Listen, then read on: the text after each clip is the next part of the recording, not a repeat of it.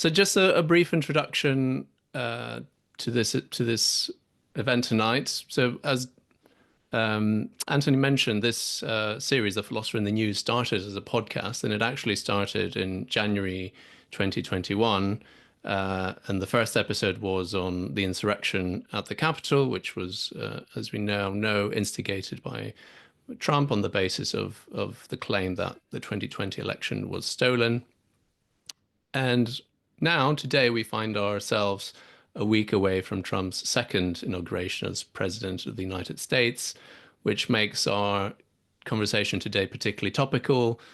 Some of Trump's signature policies, or at least policy proposals, have to do with deporting millions of illegal immigrants from the United States, closing the borders, imposing tariffs on international trade, and returning to a kind of isolationist foreign policy by removing US military support for the war between Ukraine and Russia. So these are all hallmarks of what both Popper but also Bergson, another philosopher, called the closed society, something that resembles a kind of tribe caring for nothing but itself, on the alert for attack or defense, as Bergson said. So Jason Alexander McKenzie's book, The Open Society as an Enemy, offers a defense of the open society at a moment of great duress of that concept. So I'm very happy to have this conversation with him today. So welcome from me as well, Jason. Thank you very much, Alexis. It's great to be here. So you started writing this book quite a while ago, I think over a decade ago. I was listening to a talk you gave around 2013 that had a similar title. And back then you were focusing on slightly different issues. You talked about the issue of privacy and individualism in the era of digital media and social media. How have the political events over the last decade or so changed the way you were thinking about this topic of the open society? Well, that's a very good question. So you're absolutely right that initially my focus was just thinking about the open society from the point of view of informational transparency and what it actually means to construct a world in which so much of our life history is essentially out there in the public domain for everyone to encounter, uh, understand, come to terms with, and thinking about how that actually transforms the nature of interpersonal relationships and also how we think about ourselves. What happened after that initial talk and the initial ideas that were presented there is that as I started thinking more about the open society and started to see the political shifts that had been taking place, it occurred to me that there were, first of all, a number of other senses of the open society that were also very philosophically interesting and very much in need of being understood more carefully.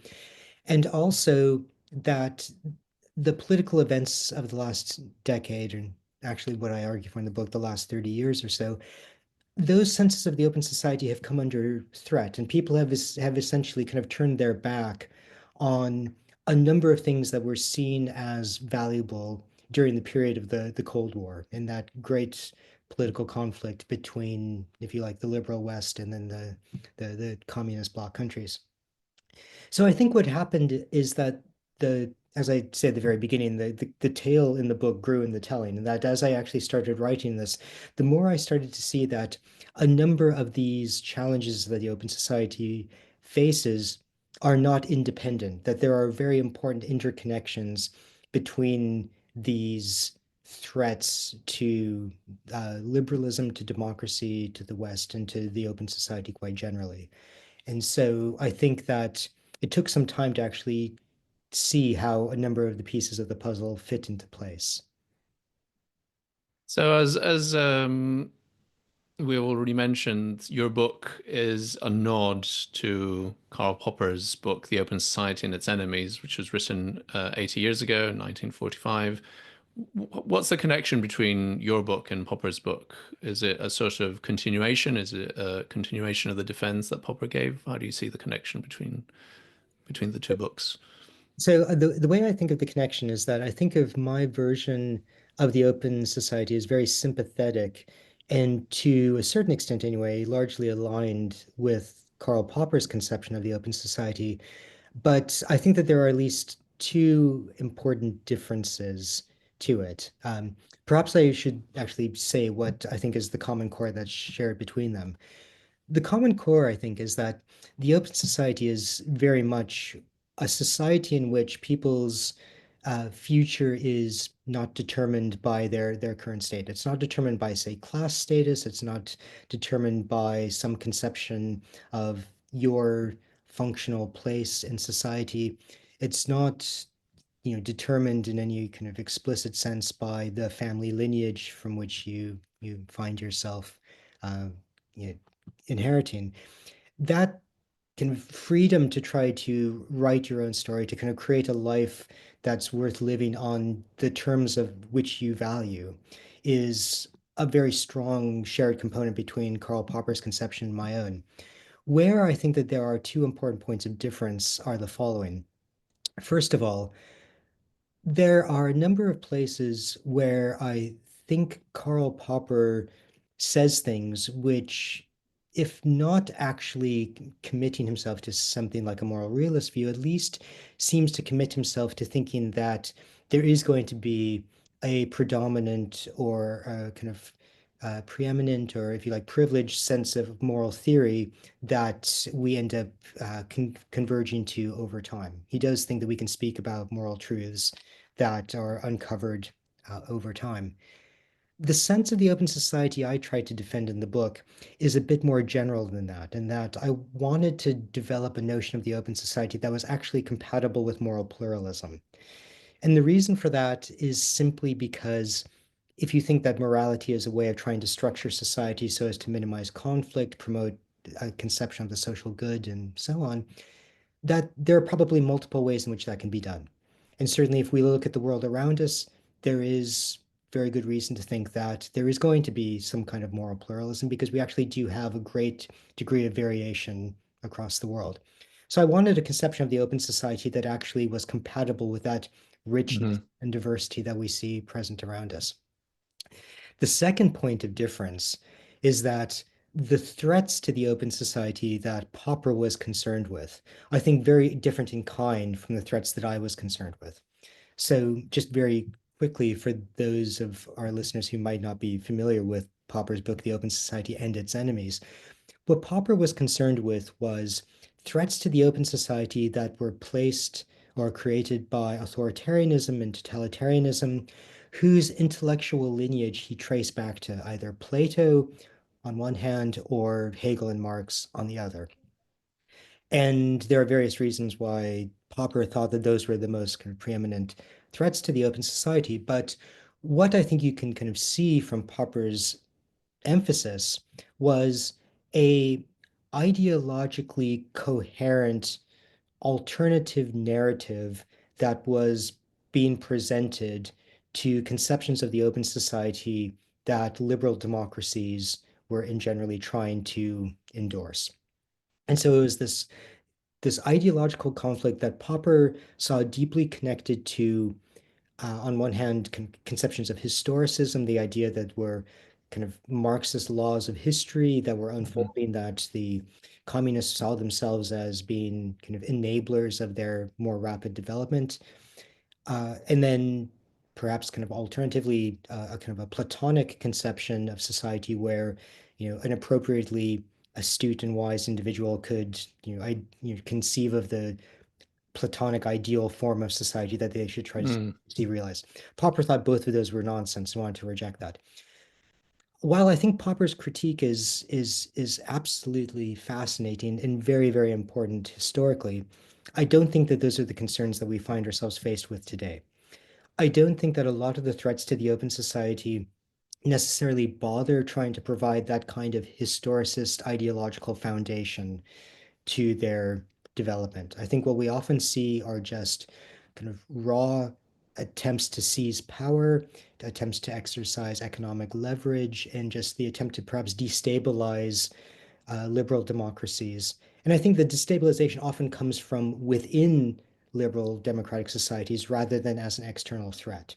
Mm. So, given that difference in the nature of the threat that open societies face, I found myself eventually coming to think that perhaps an alternative defense needed to be provided, not so much to replace Popper's defense, but rather to complement it. Because I think the challenges we face now are not the challenges that Popper was concerned with back in 1945. So Popper, this conception of the open society, or part of it that Popper was defending, sounds like it's this defense of the future as being open, as not kind of closing it off to teleological kind of understanding of history, where things were tending towards a particular point. Interesting that you say you don't think there are any such elements. I'd say, like with Trump's slogan, making America great again, there is a kind of, maybe not historicist in those strict philosophical terms, but a sort of idea of where America should be in the future and how things should be. Musk brings his own kind of futuristic vision of the future, and what societies should be like if they are to avoid extinction, in Mm. those kind of very dramatic terms that he talks about. So I guess there is still some elements here about talking about the future as not letting the future be completely open, but sort of closing down the possibilities for it. But you mentioned there's this kind of overlap between you and Popper, especially when it comes to defending individuals and the right of individuals to choose the life they want to live. Do you see that as being still being the core of what an open society is? I think that's very much one of the most important aspects of it. And in fact, one of the things that I try to do in the account I develop is to provide a way of grounding the open society in a way that it respects individual freedom to choose the kind of life that they want to live, to try to respect individuals' freedom to associate with those whom they see as like-minded spirits, and to try to develop communities and societies that are actually built around this kind of common vision. But at the same time, I think that the notion of the open society that I try to defend is that although on one hand, it tries to permit, if you like, these kind of experiments in living, as John Stuart Mill termed them, where people can create their own communities dedicated to their own particular vision of the good life. At the same time, I think there needs to be a recognition that in doing so, you shouldn't try to close off the possibility of other people doing something similar, Hmm. even if in doing so, they are attempting to construct a life which is on somewhat different terms from your own, right? So I think that that's one of the really important points that I wanted to try to argue for. But I do want to note that there is, I think, a very important connection with the Popperian notion, because one of the things that Popper defends in his book is the idea that in with the open society we should be tolerant of a great many things, but one of the things that we shouldn't be tolerant of is intolerance. Hmm. He has a part where he discusses the so-called paradox of Paradox. tolerance, right, where we should be tolerant of everything except intolerance. And that's very much something that I tried to kind of carry on in my book as well, is that we should try to allow all of these different experiments in living where people can develop lives as they see fit, provided that they don't try to exercise intolerance to prevent other people from being able to exercise the very same freedoms. Mm. So all that is quite relevant to, I think, what we should probably focus our conversation today, which is the very first chapter of your book, which is entitled "Don't Come Around Here No More," which I is was very about pleased about the Tom Petty reference yeah, being accepted by the press. So a good. shout out to LSE Press for allowing me to include a number of these references. Yes, well done to the editors. So that chapter is on the cosmopolitan conception of the open society, and this touches on an issue that has now become, if not the number one, always playing in the top three political issues in the United States, but also here in the UK, which is that issue of immigration, and also in other countries in Europe, one should say. So I thought we'd focus a little bit on that. So what exactly is the cosmopolitan conception of an open society? And is it just something like open borders? So I don't want to actually say that I defend a notion of completely open borders in the book, because I think that there are good pragmatic reasons, at least to, if you like, perhaps shy away from defense of open borders within like a very kind of short narrow window of time. Mm. The notion of the cosmopolitan conception of the open society is one that actually does allow movement of people across countries, across borders, and so on, perhaps subject to certain kind of quota restrictions or just kind of restrictions in terms of raw numbers, but to at least try to make a nod towards the idea that it is actually important and desirable to allow, to the greatest extent possible, to have that kind of freedom of movement of people across national borders. Now, the reason why I think that is twofold. I think that you can give a pretty strong argument in defense of free movement of people based on the fact that the way in which citizenship is assigned to people is basically done one of two ways, right? It's either based on the country in which you were born. So the United States is perhaps the most famous example of that. The other most common way of bestowing citizenship is, based on who your parents are. What citizenship do they have?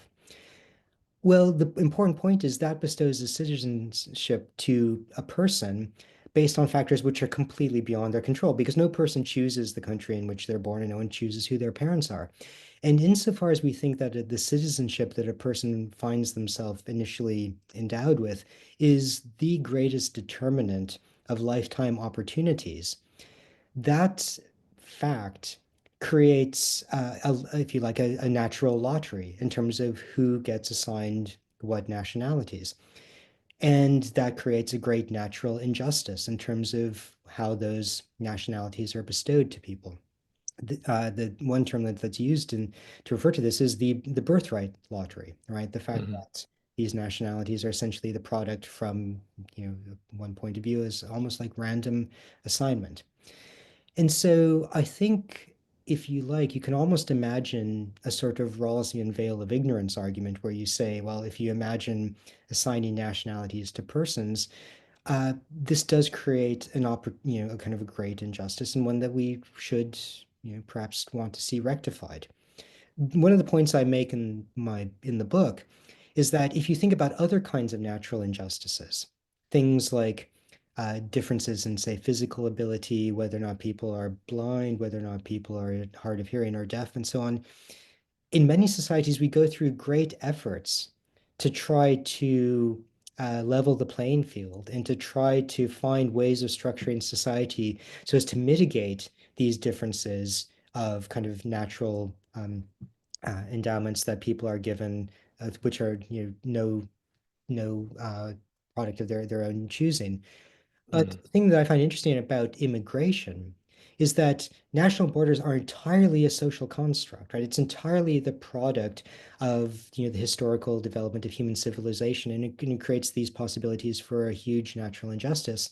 But quite often in the discussion of immigration, the first point that people tend to turn to is, locking down borders, preventing immigration, and so on. And this is a case where people are interested in kind of designing in these natural injustices that we've entirely are responsible for creating. And so I just think that this moral point should at least give us some reason for thinking that perhaps we should begin uh, reflecting on this whole notion of nationalities, immigration, and so on from a slightly different point of view. And then the second point, which I think is less discussed in the literature, has to do with the way in which decisions are made by national bodies, uh, many of which actually affect people who don't live in countries because of negative externalities and so on. And if you think about the ability of a person to participate in the political decision-making apparatus that affects their life, affects the quality of their life, that too is very much contingent on which nationality they find themselves belonging to. And so a person's ability to participate in decision making to the extent that they can is itself, the very possibility of that is an artifact which is not, initially under their control because it's entirely contingent on the nationality they're assigned. Mm. Point is, I see those as like philosophical arguments for why, And moral yeah, arguments, in right? moral The sort of arguments about unfairness, about injustice. You mentioned rules, which obviously is a philosopher who, in some of his works puts himself forward as offering a kind of neutral political theory that doesn't necessarily carry with it already any values. But in later work, and that's also part of the critiques that Rawls has faced, is that it actually already depends on a kind of liberal, say, framework of values. So you started saying that your defense of the open society, you wanted to be compatible with moral pluralism without sort of depending on any one particular moral framework. So how does that sit with this particular defense of cosmopolitanism as unjust or as an immoral principle of having borders that are impenetrable? Well, so the way I try to defend this in the book is that, and this goes to what I think of as perhaps an existentialist defense of a cosmopolitan um, society. And so the way I think about this is that there are a few fundamental freedoms that I think should be respected, and this is the freedom of people to make choices regarding the way their life proceeds, the freedom of people to associate with those who are on like-minded terms with them, the freedom of those groups to actually form communities based around those principles. But then I think that given the ability to form those associations, the respect for individual freedom of choice regarding living the life you want to live means that if you find yourself kind of born into a community where the values, where the kind of form of life in which you kind of find yourself embedded doesn't actually align with what you come to decide is truly, the kind of life that you want to live, the way you kind of understand your own existence, you should have the ability to opt out. You should have the ability to try to go your own way and to try to live a life, elsewhere that's more compatible with your conception of it. And in order to do that, I think it's important that other communities be receptive to the idea of allowing other people to join their society, provided that they are of, kind of similar values, have a shared vision of the kind of life that they want to lead. And so I think that one of the things that this kind of conception of the open society does is, if you like, it almost creates a kind of group selection argument for what will be a viable society.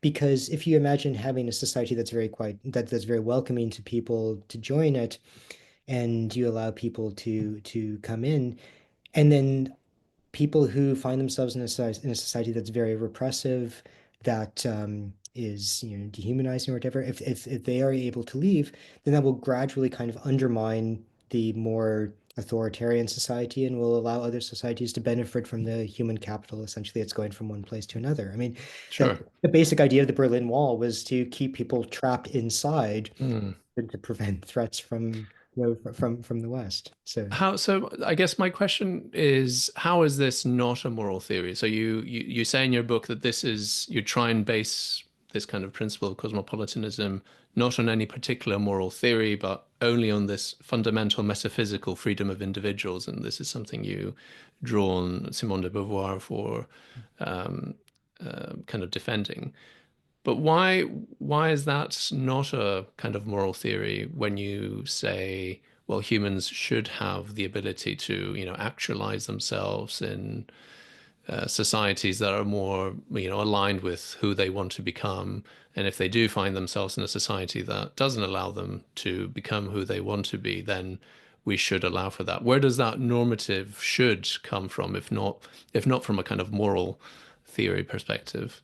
well, it's a very, if to the extent that it's a moral theory, it's a very thin moral theory, simply because it only concerns freedom of self-determination, freedom of association, and then if you like, a consistency principle that says that when groups form these societies, that they shouldn't try to deny the freedoms that allowed their own formation from being exercised by others. That is, yes, admittedly normative, but it's a fairly thin conception because it doesn't actually say anything further about the actual rules or principles which govern the day-to-day operations and life of people within those communities. And so the way in which it's compatible with moral pluralism is then, given that basic conception of or the basic respect for freedom of self-determination, you could then very easily imagine that, on one hand, you have people developing a certain conception of life with, democracies, kind of freedom of religion and so on. But then you can imagine other societies developing and say either alternative conceptions of democracy with different voting principles or something, or perhaps even not on democratic principles whatsoever. I mean, one of the things that I kind of stress in the book is that my concern is not so much in trying to defend kind of democracy, all things considered. If people want to form societies that are perhaps what someone in a democracy might view as slightly more authoritarian or whatnot, is that people opt into that society knowingly of the alternatives that are available. They consent to being a member of that society. And insofar as people are born in those perhaps more repressive regimes or alternative regimes, that they have the opportunity to leave if they realize that that style of life is not their own. Mm. For example, one way of kind of thinking about this on a much kind of more kind of modest level is think about the differences in the way in which people understand religion, say in the United States, right? You have some people who are atheists and they don't practice any religion whatsoever. And then you have some people who are extremely religious and practice very kind of conservative brands of religion that are much more restrictive in terms of the practices that they endorse. Generally speaking, I think that people don't have so much a problem with the more conservative aspects of religion, provided that is only something which, say, affects a person's own life and their own practical conduct, provided that they choose to engage in those practices knowingly, in fully informed status, and they consent to doing so, right? Mm.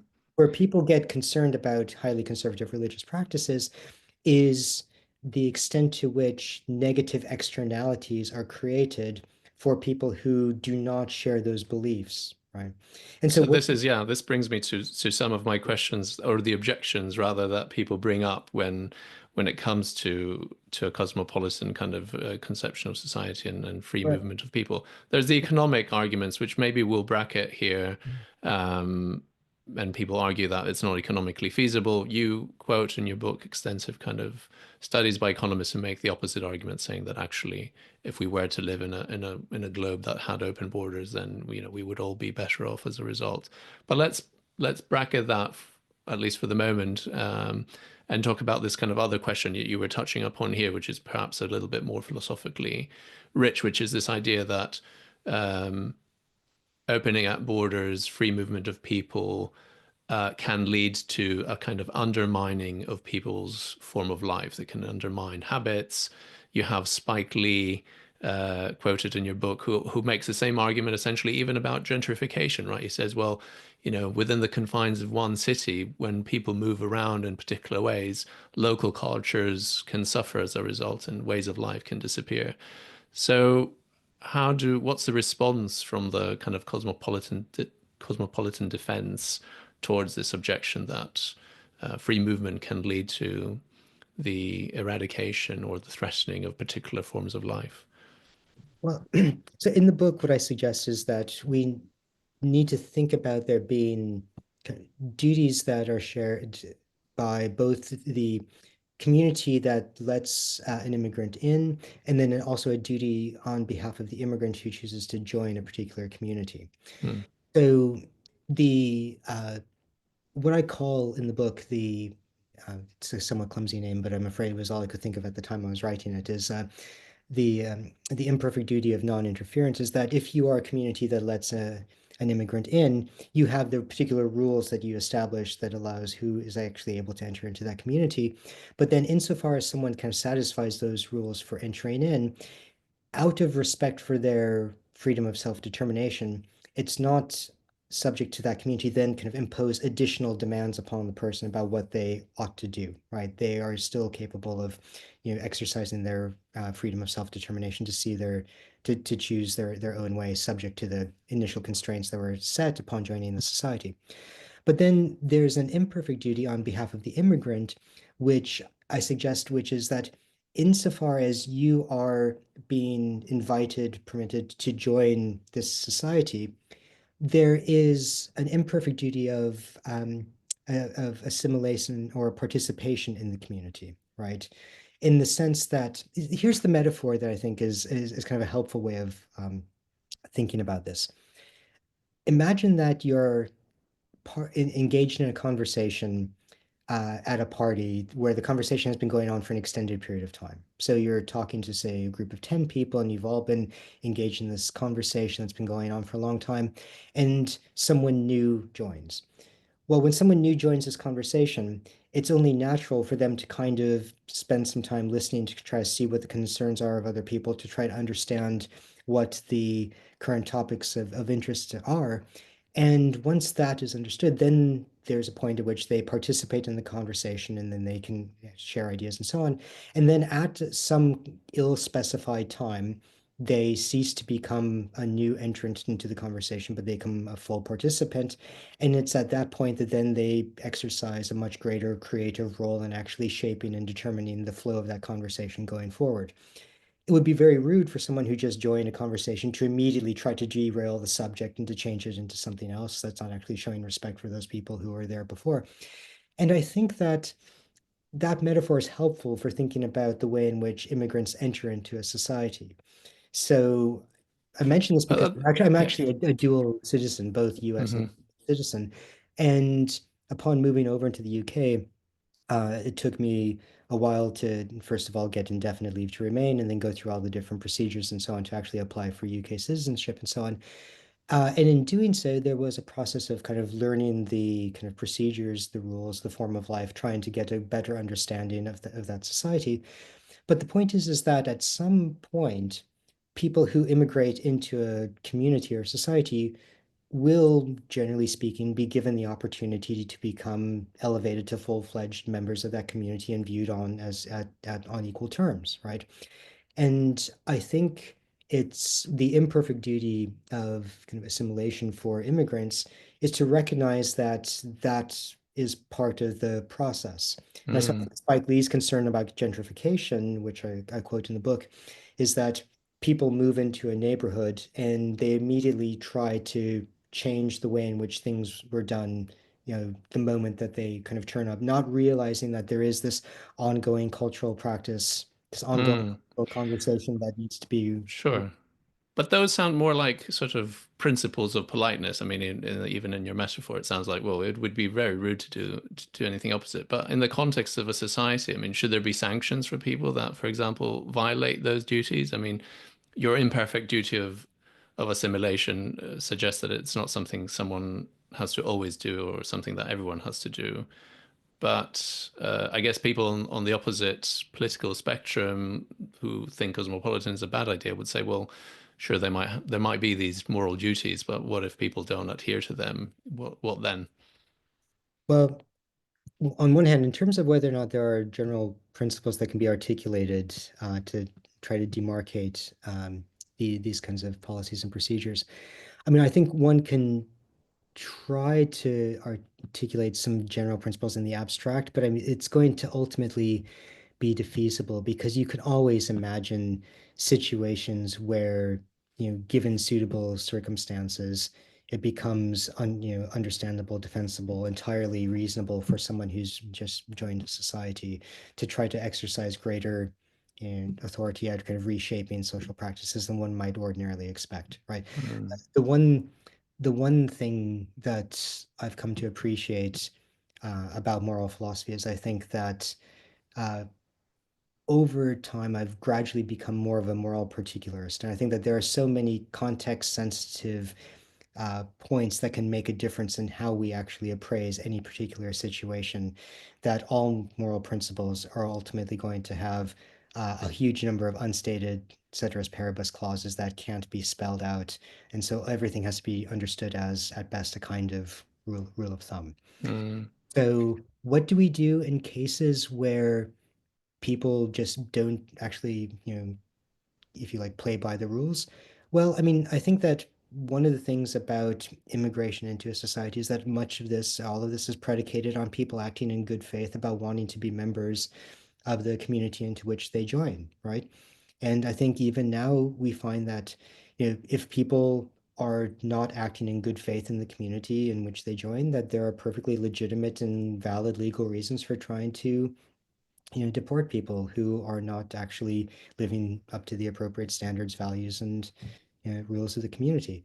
So I think that that basic principle uh, can extend even into the conception of the open society. Mm. I'm just, To to bring it back to the news, as it were, and to bring it back home, I mean, this is a very alive conversation in the UK at the moment. Recently, the leader of the Conservative Party, Kemi Badenoch, said that not all cultures are equally valid when it comes to deciding who should be allowed into the country, into the UK. And even more recently, Robert Jenrick, who's the Shadow Justice Secretary, in connection to this renewed interest in the grooming scandals, has claimed that we have been importing hundreds of thousands of people from alien cultures who possess medieval attitudes. So, I mean, I guess I'm asking for your comment here. I mean, even if we don't agree that there is a hierarchy of cultures in the sense that there's a way of judging which one's a better culture or worse culture, if there even is such a thing. Can we talk about cultures being incompatible? So even if in your framework of moral pluralism, where we don't say that any one moral framework is the true one, or any one culture is the right culture, the best culture, can we say that there are such cultures that are incompatible with one another? well, the way I think about this is in terms of, if you like, the negative externalities that are created for other groups who are different, right? Hmm. And so I think that the way in which the way in which I engage with this in the book is that I talk about, well, what happens when you have, say, a kind of a clash of horizons between two different cultures, two different communities who have very different conceptions of their form of life, right? And one community or society disagrees with the form of life of another. And I make a distinction between being offended and between taking offense. And I think that that's an important distinction for the following reason. If by being offended, what I mean is, if a person from one community actually does something which, in a process of interaction with a person from a different community, actually does something which materially, say, offends them or so, or whatever, then that can perhaps be an instance of, being offended where one person might have a legitimate claim or complaint.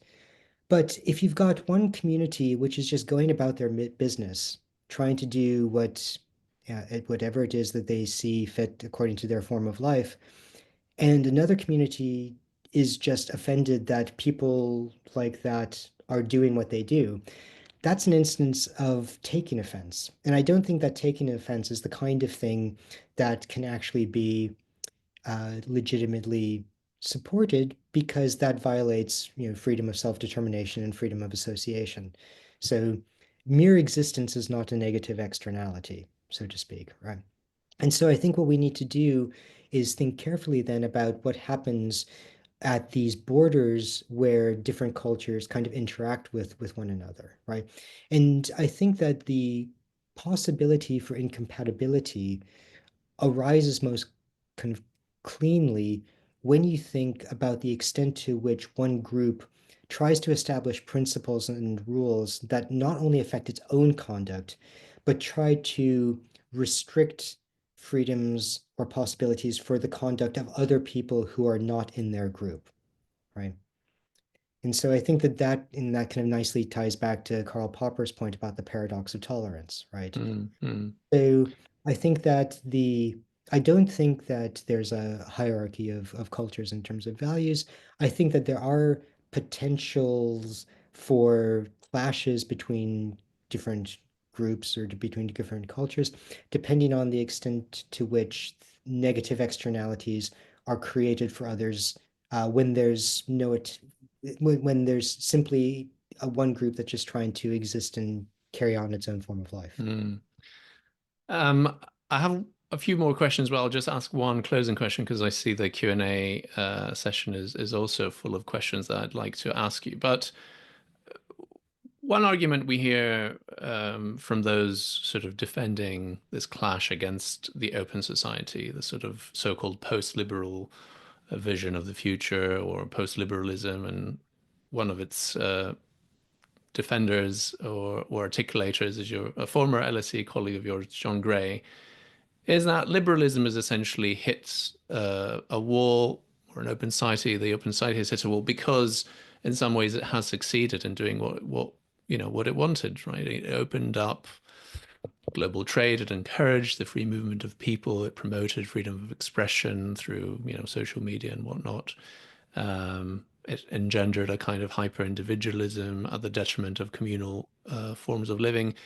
And what we see today is essentially a backlash against all that, against the ideals of an open society, because we've lived through that, and some people are revolting against it. In the language you've used, they're witnessing too many negative externalities, as it were, to the open society, and are rejecting it. What do you say to that argument? So I think that that argument actually has a lot of merit to it. The one thing I would just like to note is that in defending the open society, I'm not actually trying to defend liberalism. So one of the interesting points just to note is that as I was writing the book, one of the comments that I received from referees was, why do you talk about the open society? Why don't you talk about liberalism? And there were two reasons for that. One was, in the US, liberalism is basically a dirty word. So if I wrote a book about liberalism, that would guarantee that at least half of the US would never ever consider even reading it.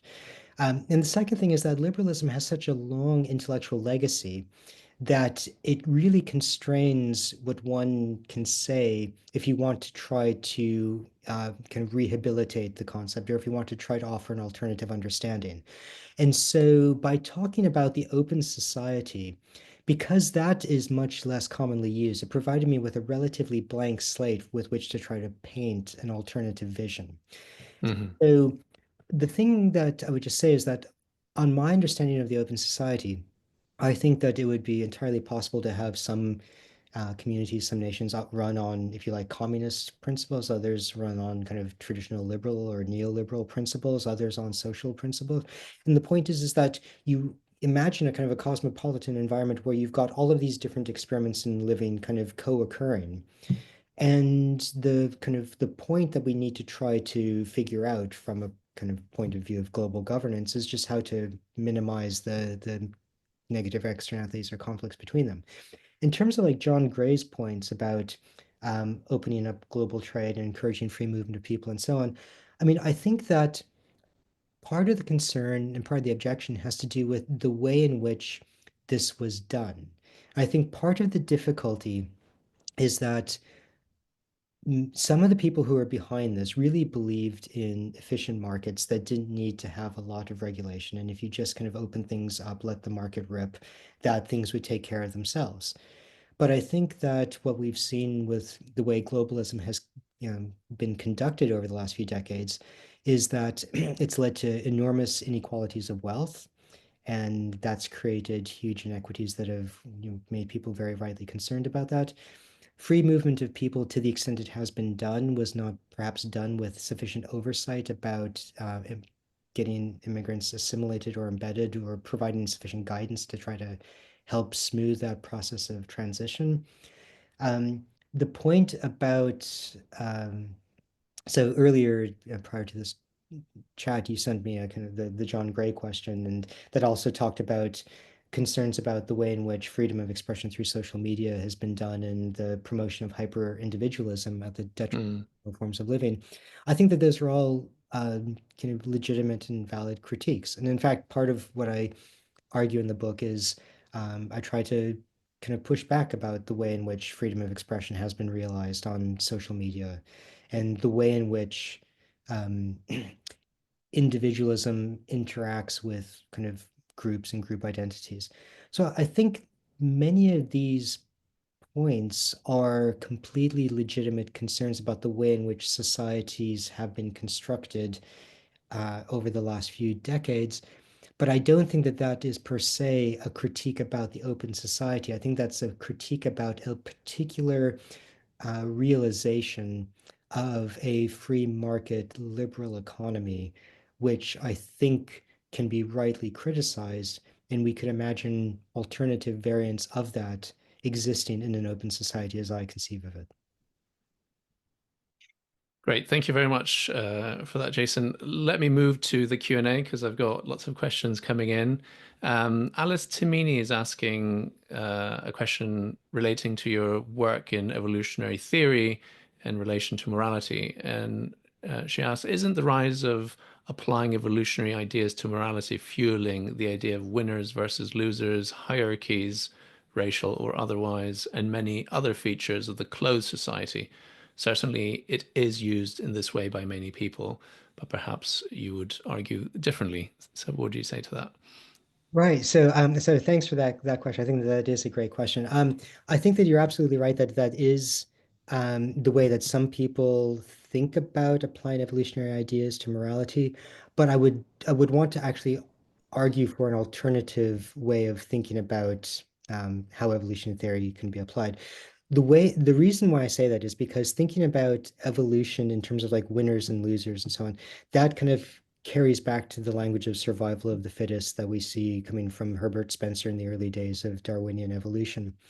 The way in which I think of evolutionary theory as applied to morality is in terms of cultural evolution, where you imagine kind of social practices changing over time. So, first of all, the thing that's evolving are social practices, beliefs, and so on, rather than birth and death of individuals. But the thing that I see the evolutionary uh, kind of process trying to resolve or trying to figure out is a solution to the following problem.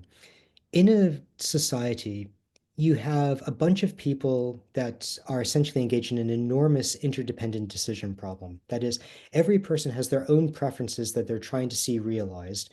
But because everyone has preferences that are to some extent kind of competing with one another, it's not possible for every person to get what they want most, right? Some compromises have to be made. And so the way in which I try to apply evolutionary theory to morality is to try to look at certain kinds of principles which, when applied across society, have the benefit that they allow as many people as possible to realize their own preferences to the greatest extent possible, given the constraints placed by other people. Right. And so in this way, you can think of cultural evolution as essentially trying to run an optimization problem where you think about principles of conduct that essentially prevent us from sliding into a war of all against all, where everyone is just working at the worst possible state, and instead trying to find a solution where most people's preferences can be realized to the greatest extent possible, right, given the existence of other people. Yeah, yeah. So, So a very different picture from the kind of survival of the fittest, and the winners get it all, and the losers have just yeah, got to deal with it. Yeah. very much so. Great, thank you for that. So, an interesting question about whether, I guess, the open society is compatible with capitalism. So, Elka Enola asks, given how capitalism is so oppressive and limits social mobility and making it impossible to move, for example, from poverty to middle class, how can we say that we could, realize an open society within the confines of capitalism? So I think that that's a great question. I think it's absolutely, and what that really shows is that we are actually quite far away, perhaps very far away from actually seeing an open society realized in any near future, given the current state of the world. But I think what that shows, but what I think that that shows is the following. I think it's incredibly important that we actually have these conversations about the type of society we want to see realized and the type of society we want to create. And the reason I say that is because I think that given some valid concerns that, say, Popper spoke about in his book, The Open Society as an Enemy, there's been a reluctance, I think, of kind of many kind of middle of the road politicians from trying to engage with kind of broader questions about the kind of society with which you want to create. What do I mean by that? Well, Popper was concerned with the way in which, say, communist societies attempted to rewrite or re-engineer the entire architecture of society from ground up within, kind of the span of a, generation, or within the span of a few years. Popper thought that that was a impossible social engineering project for a variety of reasons, not the least of which being that we just didn't have enough knowledge and information about what needed to be done in order to make things work. And if you look at some of the problems that the Soviet Union faced in trying to realize their version of communism and a planned economy, that actually, I think, bears out a lot of the concerns that Popper had. And I talk about this a bit in the last chapter of the book. But what I think happened is that as a result of these concerns about what Popper called utopian social engineering, I think a number of politicians took the wrong lesson. So I think the lesson that people drew was that, well, if utopian social engineering is impossible, what we need to do is just focus on really kind of small little things that we can do, like tinkering local projects like, well, how can we get a bit more money for this school, or what do we do about building an apartment complex here, and so on.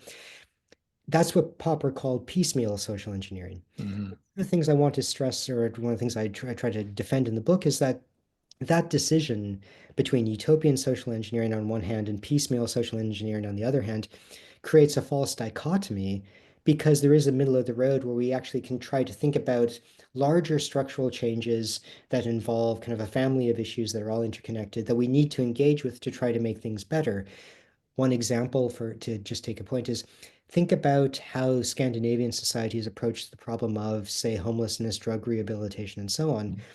They realize that part of the difficulty in handling this also has to do with housing.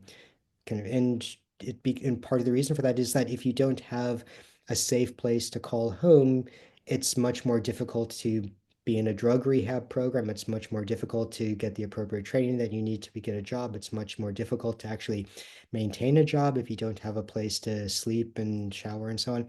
And so part of what Scandinavian societies try to do then is actually resolve a family of problems all at the same time: drug rehabilitation, unemployment, and housing, by kind of realizing that these things are not independent, right?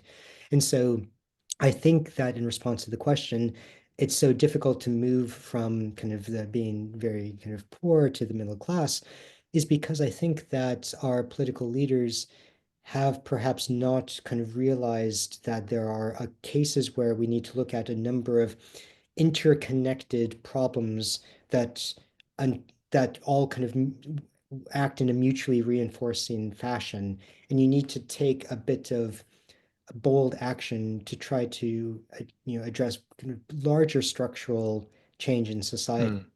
But essentially, you think all that is possible within the context of capitalism. Well, I think so. I mean, I guess it kind of goes by what you want to actually call within the scope of capitalism. I mean, if you think about the kinds of large-scale structural changes, say, that were pushed through in the New Deal in the US in the time of the Great Depression, right? I mean, that certainly kind of shows that that change is possible. If you think about things that were done in Britain in the post-war era, right? Not just creating the NHS, but creating all the other kind of structural change Mm. in society. I mean, you could now, do you want to argue that Britain at that time was a Was a capitalist? socialist Um, state. but at least in the post-war environment, there was the opportunity to put through these kinds of structural Yep. changes. So if the political appetite is there, those possibilities do exist, and you can see great Mm. things coming out of that. And it's just, I think it's a number of our political leaders, for whatever reason, haven't had that kind of boldness of vision. So, a couple of questions very much connected to what you've just been saying about utopian sort of thinking of rather than sort of technocratic management of small issues. So, one question is, what kind of an open society is really realistic? In other words, how good do you think things can get given our temptations, humanity's temptations towards closing things down? And then another question relating to this says, well, isn't the idea of no borders completely utopian as an idea? Yeah, well, I was really glad to see that question in the Q&A session, because one of the things I absolutely positively want to stress is that I do not argue for open borders in the book. What I do is I've got the moral and political arguments to basically say, look, this is a very real cause for concern. The economic arguments are there to basically say, look, at least we've got some economic models that say there could be great benefits from having open borders. But the actual settled position I end up with is that, well, look, we know that we need migration in order for at least the UK economy to grow. I mean, there's a desperate need for workers. We know that there's a lot of advantage in having new workers come in with novel ideas and so on. Doesn't this at least suggest that we should be willing to entertain the possibility of slightly higher levels of immigration than we are currently willing to entertain given the current political environment? But one of the things I stress is that in opening up borders, we need to try to make sure that it's actually done in the right way. And this is the kind of goes back to the point that I made before about making sure that some kind of assimilation, embeddedness into the communities is actually enabled, facilitated, and supported. Case in point, when I moved over into the UK in 2001, when I went through immigration and customs with my work visa for the LSE, there was absolutely no support whatsoever. I was entirely left to my own devices to make my way in a city where I basically knew no one. And so and you can understand if that's the level of support that you're given and you're coming from another culture, the most natural thing to do in an environment of no support is to find people who come from a kind of a similar background who are already here and to associate Hmm. with them. But then the moment you do that, then you are immediately creating kind of group dynamics and you're creating kind of additional friction in terms of enabling assimilation. So the point in all of this is that the point the main argument of the book is that if you think about open borders, if you think about free movement of people, if you think about group dynamics between um, social identities, if you think about how that operates in terms of what people believe and think about members in other groups, and if you think about the way all of this kind of plays out on social media, these are all very deeply interconnected phenomena. And part of what I want to argue in the book is that if we understand the way in which the open society is being challenged by all of these different forces, political pundits on social media, in-group and out-group bias that's created by polarization in society, anti-immigration attitudes, these are not unconnected phenomenon. And so part of what the book is a call for is a call for the forms of social engineering that look at trying to identify families of problems that need to be solved in the round, so to speak, and recognizing that the challenges that the open society faces are very much of that kind. Jason, we've already run 5 minutes over, but if you're happy, we can tackle a couple more questions quickly. I'm more There's than happy to say. there's one about this is something you talk about in your book. So Bill Usman asks, is it possible to have an open society in the absence of democracy, or are they inherently dependent on one another? So to go back to Popper, could you have a benevolent philosopher king who creates an open society but doesn't run elections?